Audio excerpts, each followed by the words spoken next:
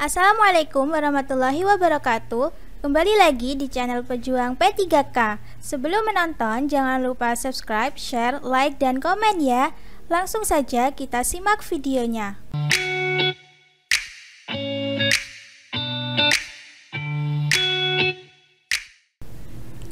1.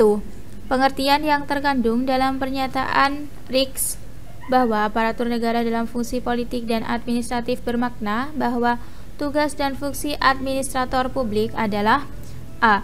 Menjadi negarawan yang sesungguhnya dan tidak terlibat dalam politik negara. B. Melaksanakan kebijakan publik sekaligus mencari sumber-sumber dan nilai-nilai sosial yang diterjemahkannya ke dalam rumusan kebijakan publik. C. Mengawasi nilai-nilai dalam proses politik. D. Semata-mata melaksanakan kebijakan publik. E. Menjalankan nilai dalam proses politik. Jawabannya adalah B. Melaksanakan kebijakan publik sekaligus mencari sumber-sumber dan nilai-nilai sosial yang diterjemahkannya ke dalam rumusan kebijakan publik. Pembahasan A dan D adalah salah sebab A dan D adalah tugas eksekutif dalam pemisahan kekuasaan yang dituntut trias politika, tetapi sekarang sulit dilakukan dan hal ini bukan yang dimaksud oleh Riggs. C adalah tugas lembaga legislatif. 2. Hubungan yang menjelaskan relasi antara administrasi negara dan administrasi pembangunan adalah administrasi pembangunan merupakan A. Berorientasi pada masa kini, sedangkan administrasi negara berorientasi pada masa yang akan datang. B. Menekankan pelaksanaan yang tertib dan efisien dari unit-unit kegiatan pemerintah, sedangkan administrasi negara menekankan inovasi untuk masa depan. C. Stabilisator keadaan sosial dan politik, sedangkan administrasi negara adalah akumulator pengembangan negara. D. Wujud administrasi negara yang lebih maju, sedangkan prinsip-prinsip administrasi negara adalah landasan administrasi pembangunan. E. Administrasi negara yang akan datang, sedangkan prinsip-prinsip administrasi negara adalah akumulator pembangunan negara. Jawabannya adalah D. Wujud administrasi negara yang lebih maju, sedangkan prinsip-prinsip administrasi negara adalah landasan administrasi pembangunan. Pembahasan A adalah salah. 1. Administrasi pembangunan berorientasi pada masa yang akan datang dan administrasi negara berorientasi pada masa kini. B adalah salah. Justru administrasi pembangunan menekankan inovasi untuk masa depan dan administrasi negara menekankan pelaksanaan yang tertib dan efisien dari unit-unit kegiatan pemerintah. C adalah salah sebab kedua fungsi stabilisator dan akumulator adalah fungsi-fungsi pemerintah dalam pembangunan. 3. Tugas dan kewajiban memuat kebijakan saat menghadapi masalah pertentangan antar nilai masyarakat dalam proses perumusan kebijakan adalah A. Mengartikulasikan nilai yang bertentangan agar dapat dimanfaatkan untuk mengatasi masalah yang terjadi. B. Mengabaikan nilai-nilai yang bertentangan tersebut agar tidak terjadi polemik dalam masyarakat. C. Membuat nilai-nilai baru yang mengikat masyarakat. D. Melarang tumbuh dan berkembangnya nilai-nilai yang bertentangan tersebut. E. Membuat nilai yang berhubungan agar dapat dimanfaatkan untuk mengatasi masalah yang terjadi. Jawabannya adalah A. Mengartikulasikan nilai yang bertentangan agar dapat dimanfaatkan untuk mengatasi masalah yang terjadi. Pembahasan B, C, dan D adalah salah karena bukan solusi yang tepat bagi para pembuat kebijakan saat menghadapi masalah pertentangan antar nilai masyarakat dalam proses perumusan kebijakan. 4. Dalam model arena perumusan kebijakan publik di era good governance, antar sektor politik melakukan tawar-menawar dan negosiasi, sehingga untuk memperkuat keberhasilan perumusan kebijakan publik yang didukung pelaksanaannya oleh para pemangku kepentingan kebijakan atau policy stakeholder, perumusan kebijakan publik tersebut perlu dilandasi dengan A. Kepemimpinan yang berwibawa. B. Penegak hukum yang cerdas. C. Pengetahuan hukum yang luas. D. Sistem nilai etika yang kuat. E. Nilai etika yang cukup. Jawabannya adalah D. Sistem nilai etika yang kuat. Pembahasan A dan B belum kuat untuk menjadi landasan keberhasilan pelaksanaan kebijakan publik yang didukung para pemangku kepentingan. C. Masih bersifat abstrak dan belum kuat untuk menjadi landasan keberhasilan pelaksanaan kebijakan publik yang didukung para pemangku kepentingan.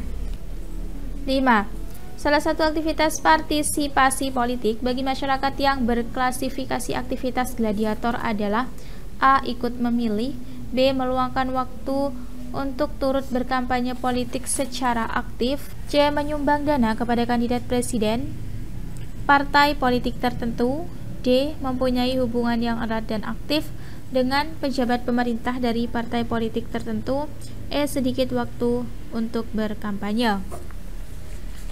Jawabannya adalah B. Meluangkan waktu untuk turut berkampanye politik secara aktif. Pembahasan. A adalah salah satu aktivitas partisipasi politik bagi masyarakat yang berklasifikasi aktivitas spektator. C dan D adalah salah satu aktivitas partisipasi politik bagi masyarakat yang berklasifikasi aktivitas transisional. 6. Salah satu fungsi kelompok kepentingan dalam proses kebijakan adalah A. Mengaktifkan kegiatan masyarakat dalam pembangunan, B. Membuka hubungan perdagangan negara dengan negara lain, C. Penghubung antara rakyat dengan perumusan kebijakan, D. Penentu kebijakan luar negeri, E. Menghubungkan antara rakyat dengan pemerintah. Jawabannya adalah C. Penghubung antara rakyat dengan perumusan kebijakan. Pembahasan. A, B, dan D adalah salah satu fungsi pemerintah. 7. Salah satu teknik kelompok kepentingan di Amerika Serikat untuk melaksanakan pengaruh politiknya melalui ikatan emosional akibat kedekatan hubungan antara para pembuat kebijakan negara merupakan teknik A. Kontribusi untuk kampanye, B. Kampanye publikasi besar-besaran, C. Melakukan tekanan melalui publikasi, D. Pengaruh pribadi, E. Pengaruh pemerintah. Jawabannya adalah D. Pengaruh pribadi. Pembahasan. A adalah teknik kelompok kepentingan memberikan sumbangan dana untuk kampanye kandidat senat. B adalah teknik kelompok kepentingan mengeluarkan dana besar untuk publikasi besar-besaran untuk mempengaruhi kebijakan publik. C adalah teknik kelompok kepentingan membangkitkan perhatian publik akan isu-isu sosial dan politis melalui media massa dan publikasi. 8. Arti yang terkandung sebagai masalah kebijakan adalah A. Konflik sosial, B. Konflik horizontal dan vertikal, C. Kebutuhan atau ketidakpuasan manusia akan suatu kebijakan yang harus dipecahkan, D. Problema umum saling bertentangan, E. Konflik politik. Jawabannya adalah C. Kebutuhan atau ketidakpuasan manusia akan suatu kebijakan yang harus dipecahkan. Pembahasan. A dan B adalah salah satu jenis masalah umum dan isu. 9. Agenda sistemik berbeda dengan agenda pemerintah, sehingga agenda sistemik diartikan sebagai A. Semua isu yang dipandang oleh anggota masyarakat politik sebagai perhatian masyarakat umum dan berada dalam kewenangan sah setiap tingkat pemerintahan. B. Tuntutan-tuntutan dalam sistem politik. C. Urutan daftar masalah dengan masalah terpenting sebagai prioritas. D. Urutan masalah-masalah lama dan baru yang khas serta konkret di mana pembuat kebijakan menilainya sebagai masalah publik dan melakukan tindakan serius terhadapnya. E. Masalah-masalah dalam sistem sosial. Jawabannya adalah B. Tuntutan-tuntutan dalam sistem politik. Pembahasan. P adalah masukan masalah publik dalam proses politik dan bukan pengertian dari agenda sistemik. C adalah prioritas politik. D adalah agenda pemerintah. 10. Berikut ini pengertian proses perumusan usulan kebijakan, yakni kegiatan A. Membuat daftar nominatif urutan masalah-masalah publik berdasarkan skala prioritas secara politis. B. Menyusun dan mengembangkan serangkaian program pemerintah untuk mengatasi masalah tertentu. C. Melegitimasi kebijakan definitif. D. Melaksanakan kebijakan untuk memecahkan masalah publik. D. Mengembangkan kebijakan masalah publik. Jawabannya adalah B. Menyusun dan mengembangkan serangkaian program pemerintah untuk mengatasi masalah tertentu. Pembahasan. A adalah penyusunan agenda pemerintah. C adalah pengesahan kebijakan. D adalah implementasi kebijakan. 11. Salah satu pihak yang terlibat dalam proses pengesahan kebijakan publik adalah A. Organisasi non-pemerintah. B. Partai politik. C. Pejabat atau badan yang berwenang. D. Rakyat langsung. E. Masyarakat luas. Jawabannya adalah C. Pejabat atau badan yang berwenang. Pembahasan. A dan B bukanlah pihak yang terlibat dalam proses pengesahan kebijakan publik. D adalah salah satu subsistem demokrasi langsung dan dengan jumlah rakyat yang lebih sedikit jika dibandingkan dengan negara-negara maju. 12. Kebijakan negara Myanmar melakukan berbagai perubahan lambang lagu dan konstitusi negara yang baru. Saat berubah dari negara Burma menjadi negara Myanmar adalah contoh kebijakan: A. Liberal, B. Mandiri terlaksana atau self-executing, C. Distributif, D. Regulator, E. Aktif. Jawabannya adalah B. Mandiri terlaksana atau self-executing. Pembahasan: A adalah kebijakan pemerintah untuk melakukan perubahan sosial, C adalah kebijakan yang disengaja pemerintah untuk mengalokasikan sesuatu di antara kelas nasional, D adalah kebijakan yang membatasi individu atau sekelompok untuk berbuat sesuatu. 13. Salah satu faktor yang menyebabkan beberapa masyarakat Indonesia tidak mau melaksanakan kebijakan anti pornografi jika telah dilegitimasi oleh pemerintah adalah: A. Adanya ketidakpatuhan selektif terhadap hukum, B. Adanya dugaan korupsi dalam perumusan kebijakan anti pornografi tersebut, C. Banyaknya anggota legislatif perempuan yang masih permisif terhadap pornografi, D. Pemerintah yang sekarang berasal dari partai yang tidak populer, E. Kepatuhan dalam hukum. Jawabannya adalah A. Adanya ketidakpatuhan selektif terhadap hukum. Pembahasan: A adalah benar karena adalah salah satu faktor yang menyebabkan beberapa masyarakat Indonesia tidak mau melaksanakan kebijakan menurut Anderson.